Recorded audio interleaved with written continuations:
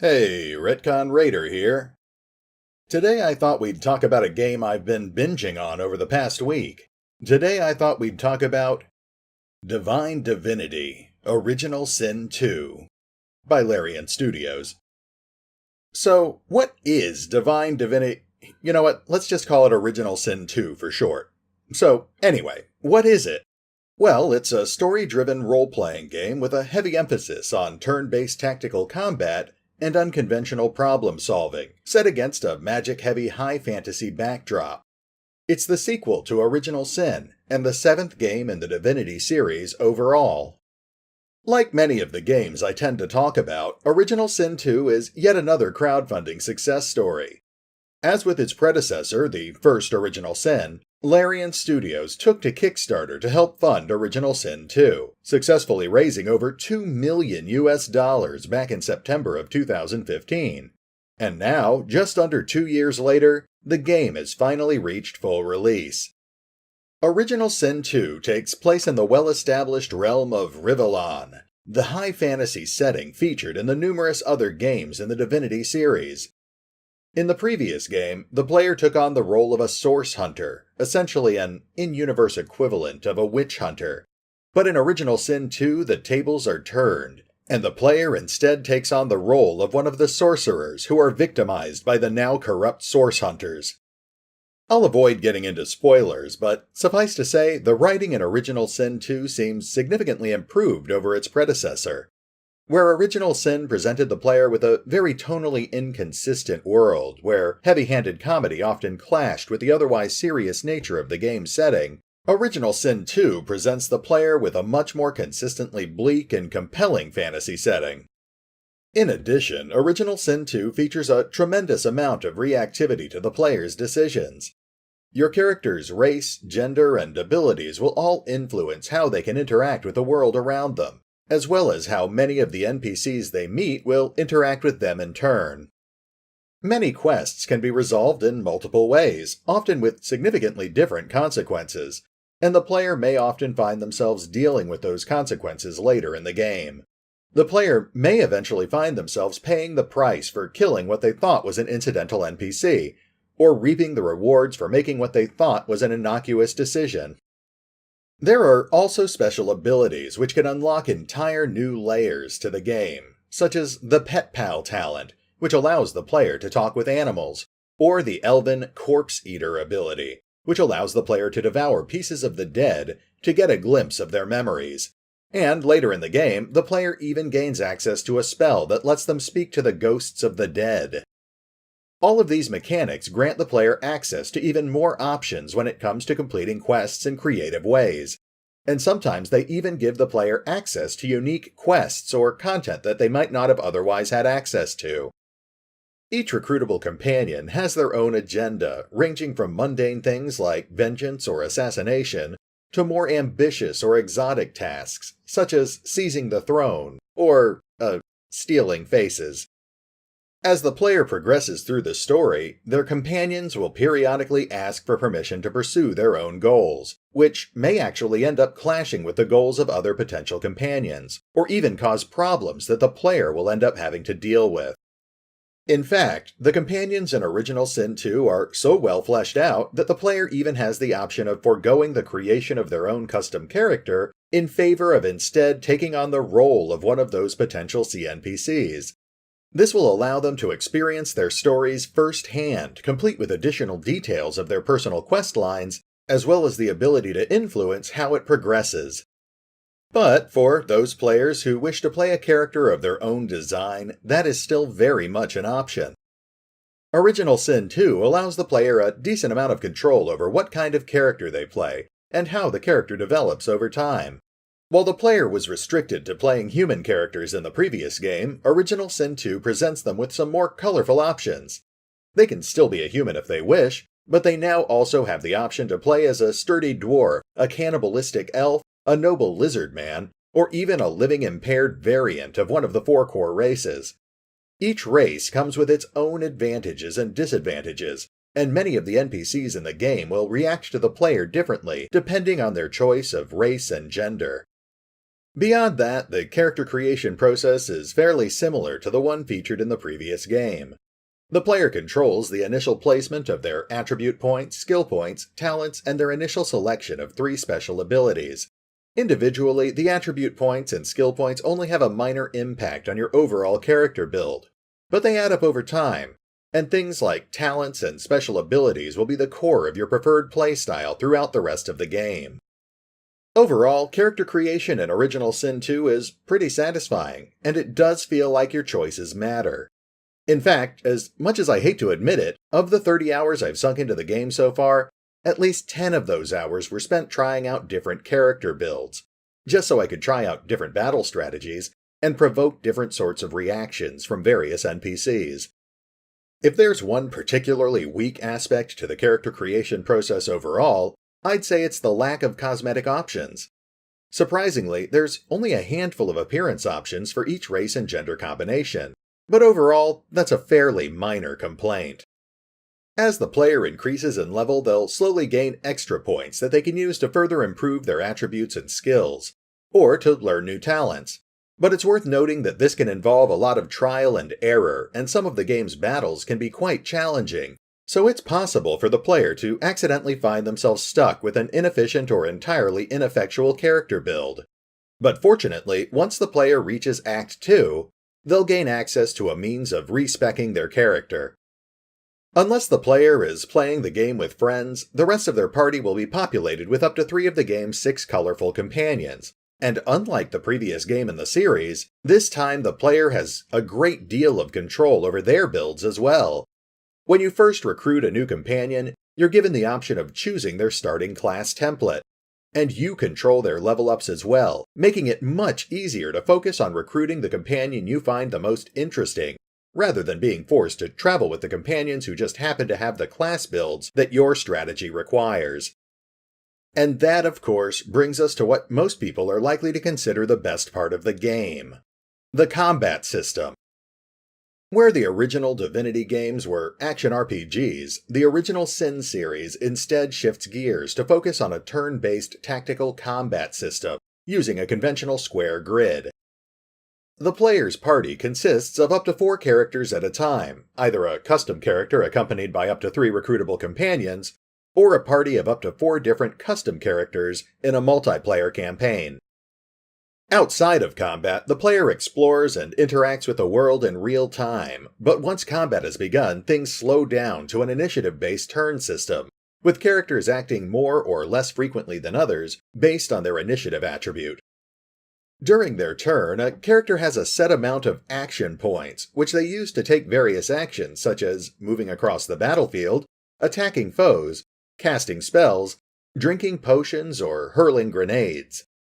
And if the player would prefer to hold off on taking any actions, some of their leftover action points will even be carried over into their next turn. While most of this is fairly conventional as far as turn-based tactical games go, what sets Original Sin 2 apart from many other similar titles is the brilliant way its various spells and special abilities interact with each other. The player is encouraged to come up with all manner of combo strategies or skill synergies and work them into their battle tactics. A mage can summon up a rainstorm and then use a cold spell to freeze his soaked target into an ice sculpture, or hit them with lightning to electrocute everyone else who's standing in the same puddle. A telekinetic lizard man can hurl a barrel of oil at their opponents with their mind, then set the resultant mess ablaze with their fire breath. An undead warrior can cover the battlefield in a cloud of noxious, poisonous gas, then wade into battle with his foes, knowing full well that he's immune to the toxic fumes that are surrounding him. It makes for a rather fun and engaging battle system, and one that can quickly spiral out of control as the battlefield is covered in a chaotic mess of fire, poison, ice, and other deadly hazards. Remember, the player controls up to 4 characters at a time, making for a rather wide range of possible combinations and strategies as you set enemies ablaze, reanimate fallen corpses, or teleport poorly armored foes right in front of your axe-wielding barbarian. But that's not to say that more mundane characters can't get in on the fun as well. More conventional warriors, archers, or rogues can learn a wide assortment of special abilities as well, allowing them to bolster their allies, cripple their enemies, or rapidly reposition themselves on the battlefield. Warriors eager to play with elemental synergies can physically hurl barrels full of toxic or flammable chemicals at their foes, or make use of more manageable specialty arrows or grenades. And since Original Sin 2 uses an inherently classless character system, there's nothing to say that your warrior can't learn a bit of magic on the side. The combat system is definitely the highlight of the game, but that's not to say it's perfect. The spells and special abilities that clutter up the battlefield with lingering effects can also become frustrating as the player quickly runs out of safe places to stand. Or they can become so chaotic that it's difficult to tell what's happening at all. The new armor and magic system is also a somewhat questionable addition to the game's combat system, providing every character with a blade of protection against the majority of the status effects in the game. I can understand why the developers implemented this new mechanic, likely to prevent the player from immediately dominating battles with crippling status effects on turn 1, but it can also drastically slow the pace of battle, especially later in the game when you start encountering heavily armored foes, and it can take a good amount of the fun out of coming up with crazy spell combinations, as the player is instead forced to focus on DPS. But it's important to note that the game is accommodating to players of all stripes. The default setting of the game is an even mix of role-playing, puzzle-solving, and brutal turn-based combat.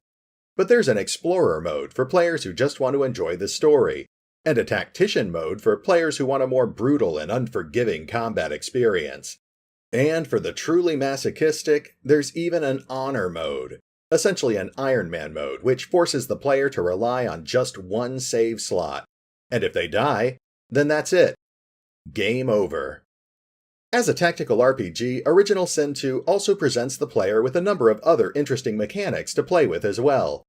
The game features a randomized loot system, which can be seen as a good or bad thing depending on personal preferences. Randomized loot does add some excitement to the game, but it can also be frustrating when you can't find pieces of equipment that match your character build. And this can quickly become an issue when you're trying to find enough gear to properly equip a party of 4 adventurers, each with a dozen equipment slots to fill. The game does feature a crafting system, but for the most part it's a fairly shallow, gimmicky experience. You'll mostly use it to craft things like food, potions, and grenades, but the crude weapons and armor that dominate many of the crafting books you'll discover are completely useless once you've finished the introduction and found your first real weapon. More opportunistic players can make use of the game's stealth and thievery system, skulking around and helping themselves to things that don't belong to them. Unfortunately, this is a system that is likely to frustrate most players.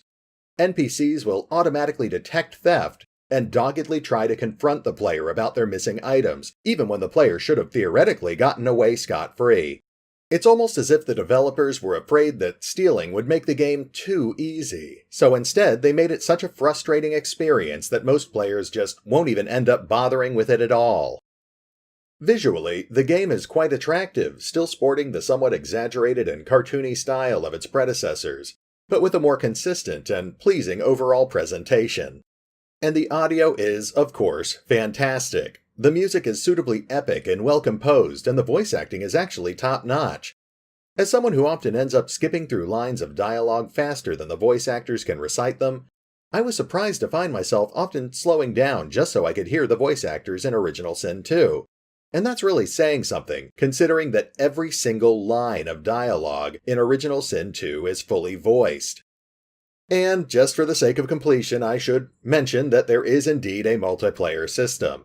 Up to 4 players can participate in a single campaign at once, with each of them creating their own custom character for the party. It's an interesting system, and it actually seems to be pretty well integrated into the campaign. But, full disclosure, it's not really the sort of thing I tend to focus on. Maybe I'm just old-fashioned, but I prefer to approach games like this as a dedicated single-player experience. Still, for what it's worth, it looks neat. So, what's the final verdict? Well, I could certainly nitpick at the various mechanics that I find lacking, such as the crafting system or the stealing system, but overall I think the good elements of the game far outweigh the lackluster ones. The combat is surprisingly deep, especially once you begin experimenting with different spell and ability combos, and the writing is exceptional, especially in conjunction with the well-done voice acting and the well-crafted soundtrack. The game does suffer from occasional balancing issues, but that's offset by the inclusion of difficulty settings, which can allow players to enjoy the game without having to worry about difficulty spikes or optimal character builds.